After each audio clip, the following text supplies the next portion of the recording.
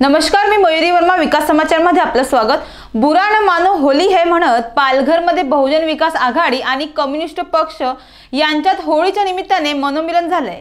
तर या पक्षांतर्फे आज पत्रकार परिषद घेण्यात आली. बहुजन विकास आघाडी आणि कम्युनिस्ट पक्ष यांच्यात युती झाली आहे. या पक्षांतर्फे पालघर जिल्ह्यातील मनोर मस्तान नाका येथील कुमार पार्क हॉटेलमध्ये आज पत्रकार परिषद घेण्यात आली. लाल आणि पिवळ्या रंगाची होळी येथे आज साजरी करण्यात आली. तर या परिषदेत बहुजन विकास आघाडीचे आमदार हितेंद्र ठाकूर आणि सीपीएमचे अशोक ढवळे यांनी युती करून एकमेकांना होळीच्या शुभेच्छा दिल्या. तसेच लोकसभेच्या निवडणुकीबद्दल चर्चाही करण्यात आली. रंगपंचमीच्या या सणाला राजकीय रंग चढल्याचे चित्र या ठिकाणी दिसत आहे. तर या परिषदेत अशोक ढवळे यांची भूमिका काय होती पाहूया. आज धुलवडीच्या आपल्या सर्वांना हार्दिक शुभेच्छा. आणि आज येणाऱ्या लोकसभा निवडणुकीच्या दृष्टीने हा एक अत्यंत महत्त्वाचा पालघर लोकसभा मतदारसंघासाठी अत्यंत महत्त्वाचा हा दिवस आहे. कारण या ठिकाणी संपूर्ण देशभर आमचे दोन्ही पक्ष जे आता एकाच स्टेजवर आपल्याला दिसत आहेत आणि आता जो या ठिकाणी मनोमिलनाचा जो बोर्ड आत्ता इथे आपण या ठिकाणी हे केला, उद्घाटन केलं.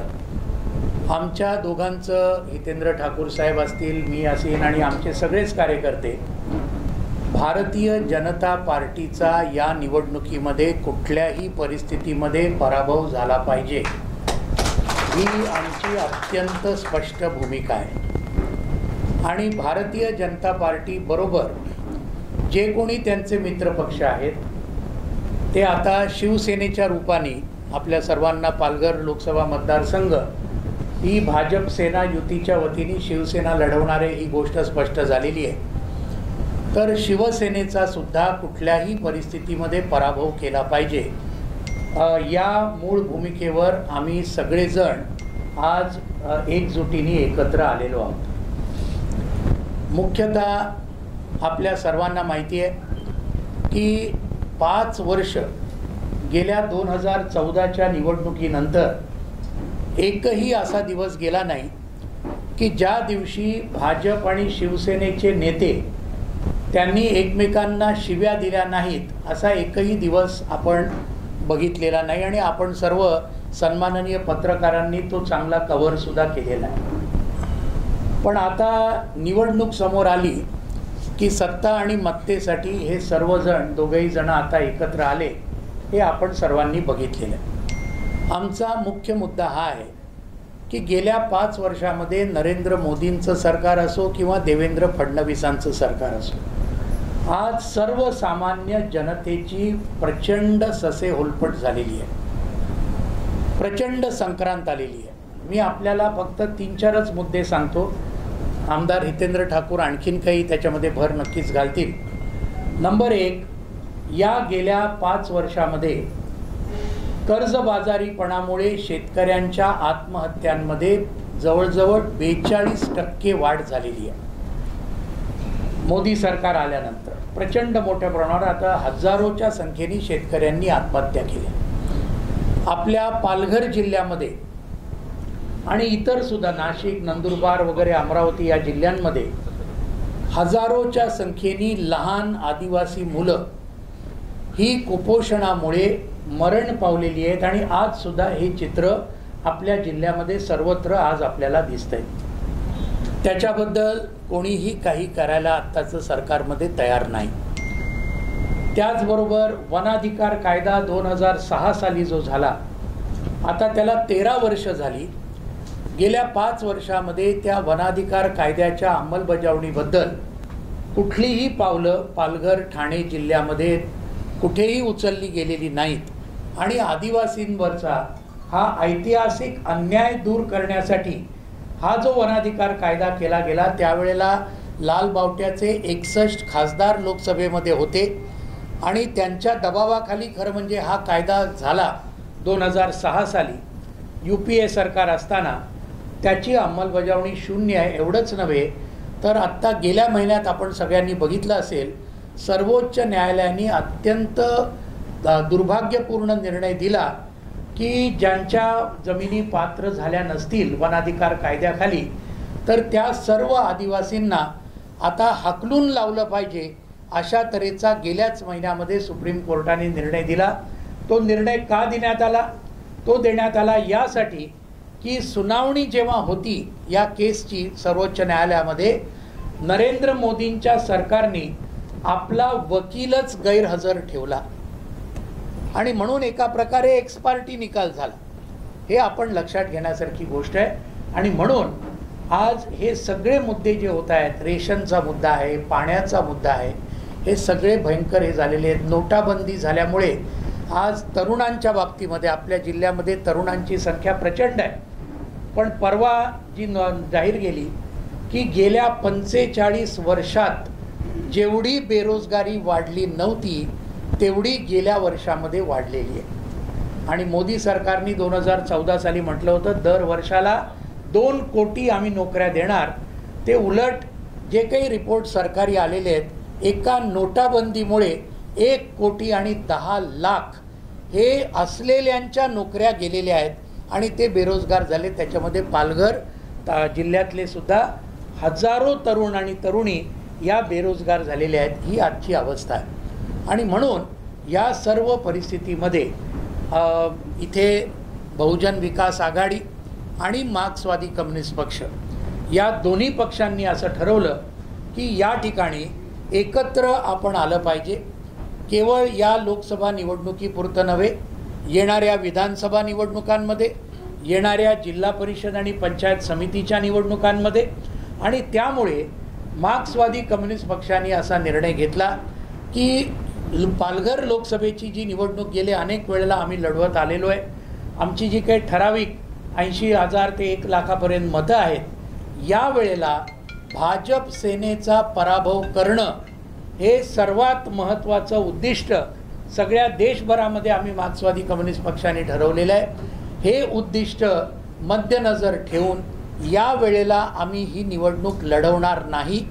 आणि बहुजन विकास आघाडीचे जे उमेदवार असतील त्यांना 100% नाही, 1000% मार्क्सवादी कम्युनिस्ट पक्षाचे हजारो कार्यकर्ते त्यांना पूर्णपणे आम्ही पाठिंबा देणार आहोत. आणि सगळ्या जिल्हाभर सर्व मतदारसंघामध्ये बहुजन विकास आघाडीचा उमेदवार हा जिंकून यावा, हा विजयी व्हावा, शिवसेना भाजप युतीचा पराभव व्हावा, यासाठी आमचे सर्व कार्यकर्ते हे सगळ्या याच्यामध्ये आमची परवाच पक्षाच्या जिल्हा कमिटीची मीटिंग झाली. त्याच्या अगोदर मार्क्सवादी कम्युनिस्ट पक्षाच्या राज्य कमिटीची मीटिंग झाली. कॉम्रेड सीताराम येचुरी साहेबांशी पण आम्ही बोललो, जे आमच्या पक्षाचे जनरल सेक्रेटरी आहेत. त्यांनीसुद्धा मान्यता दिली, कारण आमच्या पक्षाचा आपल्या सर्वांना माहिती आहे एक शिस्तबद्ध पक्ष आहे. वरपासून खालपर्यंत एकच धोरण हे आम्ही ठरवतो. तर या पद्धतीने पालघरच्या लोकसभा मतदारसंघामध्ये आम्ही काही उमेदवार उभा करणार नाही आहे. बहुजन विकास आघाडीचा जो कोणी उमेदवार असेल तर त्याला विजयी करण्यासाठी संपूर्ण आमचा जोर हा आम्ही त्यासाठी लावणार आहोत. महाराष्ट्रामध्ये आम्ही एक दिंडोरीची जागा लढवणार होतो, म्हणजे असं आम्ही स्पष्टपणे सांगितलं होतं. दुर्दैवाने काँग्रेस आणि राष्ट्रवादी आघाडीने, विशेषतः राष्ट्रवादीने ती काही सोडलेली नाही. पण दिंडोरीची जागा मार्क्सवादी कम्युनिस्ट पक्ष पूर्ण ताकदीने आम्ही लढवणार आहोत. आणि आमचे उमेदवार तिकडचे 7 वेळेला आमदार असलेले आणि आत्ता विद्यमान आमदार आमच्या किसान सभेचे नेते, आणि नाशिक ते मुंबई जो किसान 2 लॉंग मार्च झाले, जे आपण सर्वांनी अत्यंत चांगल्या पद्धतीने, गेल्या वेळेचा तर 7 दिवस नाशिक ते मुंबईपर्यंत चालला, त्याचे नेते आमदार जे.पी. गावित हे दिंडोरी मतदारसंघामधून मार्क्सवादी कम्युनिस्ट पक्षाचे उमेदवार म्हणून आम्ही ऑलरेडी जाहीर केलेले आहेत. आणि ती पूर्ण ताकदीने नाशिक जिल्ह्यातली दिंडोरी मतदारसंघ हे आम्ही पूर्ण ताकदीने लढवणार आहोत. आणि पालघरमध्ये अर्थात मी सांगितल्याप्रमाणे बहुजन विकास आघाडीचे उमेदवार हे प्रचंड मोठ्या प्रमाणावर विजयी होतील, यासाठी आम्ही सगळे एकजुटीने आम्ही काम करणार आहोत. हे मला इथे या ठिकाणी जाहीर करायचं. लोकसभेच्या निवडणुकीसाठी भाजप आणि शिवसेना यांच्यात युती झाली आहे. त्यामुळे आता पालघर लोकसभेची जागा भाजपकडून शिवसेनेला दिली जाणार असल्याने कुठल्याही प्रकारे भाजप आणि शिवसेना यांची सत्ता नकोच यायला हवी, अशी भूमिका यावेळी त्यांनी या पत्रकार परिषदेत मांडली. तर यावेळी हितेंद्र ठाकूर काय म्हणाले पाहूयात. डॉक्टर साहेबांनी साधारणतः देशाची संपूर्ण परिस्थिती म्हणजे गेली 5 वर्ष राज्य करत असताना किती रोजगार निर्माण होणार ते सांगितलं गेलेलं, त्यातली किती कमी झाली, नोटबंदीमुळे किती कमी झाले, वेगवेगळे प्रश्न म्हणजे जी काही प्रॉमिसेस केलेली म्हणजे चुकीच्या पद्धतीने जणू निवडून येणारच नाही या हिशोबाने 15 लाखापासून सगळ्या गोष्टी. आणि आपण बघितलं का ठासून बोला पण खोटं बोला, खोटं बोला पण ठासून बोला, त्या पद्धतीने वरपासून खालपर्यंत सगळ्याच ठिकाणी चालू आहे. आणि या पार्श्वभूमीवर म्हणजे डॉक्टर साहेबांनी जे मुद्दे मांडले, आपल्यावरचं कर्ज किती टक्के वाढल्यापासून ते परत रिपीट करण्यामध्ये अर्थ नाही. मी गेले काही दिवस म्हणजे बघितलंय का साधारणतः कोणतीही लाट असो, गेल्या 2014ची एक विशिष्ट लाट होती, परंतु कम्युनिस्ट पक्षांची जी मतं होती ती 100% कायम राहतात. मागची पोटनिवडणूक असो किंवा विधान परिषदेच्या विधानसभेच्या सगळ्या इलेक्शन असो, त्यांच्यामध्ये त्यांची मतं त्यांनी कायम कुठेतरी काही चुका झाल्या, त्यांच्याच पक्षामध्ये काहीतरी चुकीचं हे केलं, त्याला पण फूस कोणाची होती हे आपल्या सगळ्यांनाच माहिती आहे. तर अशा परिस्थितीमध्ये कुठेतरी लार्जर इंटरेस्ट ठेवून आपण आम्हाला मदत करावी ही विनंती कम्युनिस्ट पक्षांच्या सगळ्याच नेते मंडळीला आम्ही केली. मी तशी सगळ्याच पक्षाच्या लोकांना केलेली, काँग्रेसवाल्यांना पण नाही, CPI पण अपेक्षा आहे त्यांच्याकडून पण चांगल्या प्रकारे प्रतिसाद येईल. शेवटी आज आपला विरोधक कोण, आपला शत्रू कोण हे ठरवून आज काम करायचे आहे. आणि त्या हिशोबानेच आम्ही सगळी मंडळी इकडे एकत्र झालेले आहेत. काही निर्णय म्हणजे कम्युनिस्ट पक्षांचे खास आभार मानेल का गाव पातळीपासून वरपर्यंत असे उलटे निर्णय जातात. म्हणजे जिल्ह्यावरचा काय होतो, तालुक्याचं काय होते, मग राज्य कमिटी काय करते, आणखी त्याच्यानंतर वरती जो हे दिला जातो निर्णय त्याचा आदर ठेवून म्हणजे येचुरी साहेबांचं पण मी आभार मानेल आजच का या सगळ्या मंडळींनी खालून जे काही डॉक्टर साहेबांनी त्यांच्या सगळ्या टीमनी जे निर्णय घेतले त्याचा मान ठेवत हे केलं. इकडे एकच सांगतो त्या जिल्ह्यामध्ये ग्रामपंचायत पासून ते MP इलेक्शन पर्यंत आम्ही कायम एकत्र राहू हा आमच्याकडून शब्द अगोदर दिलेला आहे. ग्रामपंचायतीतील पंचायत समिती, जिल्हा परिषद, नगरपालिका, महानगरपालिका, आमदारकी असेल की खासदारकी, कुठेतरी एकमेकाला साथ देऊन जर आपण पुढे गेलो तर योग्य प्रकारे जिल्ह्यामध्ये एक वेगळा बदल करेल. आज सगळ्यात सत्ता काही विशिष्ट कारणामुळे ज्या एका ठिकाणी गेलेल्या आहेत त्या बदलण्याची ताकद आणि हिंमत जर आपण सगळे एक झालो तर आहे. या बाबतीत चर्चा केली. मी एक मगाशी बोलल्याप्रमाणे का कोणताही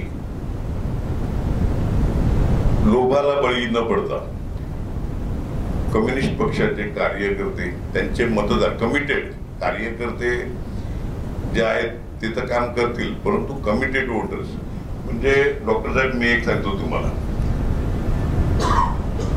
का आयुष्यामध्ये तुमच्या लोकांवर, तुमच्या मंडळींवर एक पैशाचा संशय कोण घेऊ शकत नाही का हा कुठेतरी इकडून तिकडे गेला आणि तुमच्या तारख्यांची आम्हाला साथ लाभली.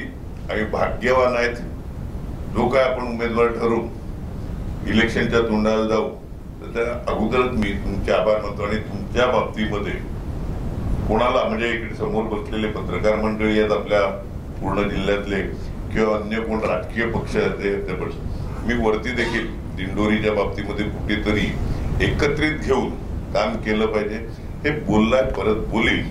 कुठेतरी म्हणजे शेवटी कम्युनिस्ट पक्षांची मतं सगळ्यांना पाहिजेत पण जागा द्यायची नाही ही भूमिका बरोबर असू शकत नाही. याच्या बाबतीमध्ये सहमत आहे. आपण दोघं मिळून परत प्रयत्न करू. दोघं म्हणजे तुमचा पक्ष, माझ्या हिशोबाने मी फार लहान पक्षवाला माणूस आहे, आमची ताकद एक लिमिटेड आहे, ह्याची पण कल्पना आम्हाला आहे. परंतु जी ताकद आहे ती ताकद आपण दोघं एकमेकाच्या मागे प्रत्येक निवडणुकीला उभी करू, एवढं तिकडे, आणि एक खात्री देतो, एवढं तिकडे सांगतो. आपले आभार मानतो. होळीच्या सणानिमित्त या दोन्ही पक्षांचे आज एकत्र मनोमिलन झालंय. यावेळी दोन्ही पक्षांचे कार्यकर्तेही उपस्थित होते. तर हे दोन्ही पक्ष अचानक युतीच्या निर्णयाप्रत कसे आले याबद्दल अनेकांना उत्सुकता आहे. तर लाल आणि पिवळा हे दोन्ही रंग लोकसभेसाठी किती पक्का ठरेल हे निवडणुकीच्या काळातच ठरणार आहे. होळी संगे केर कचरा जाळू, झाडे वाचू आणि कचरा हटू, निसर्ग रक्षणाचे महत्त्व पटू. होळीच्या विकास समाचारकडून सर्वांना हार्दिक शुभेच्छा.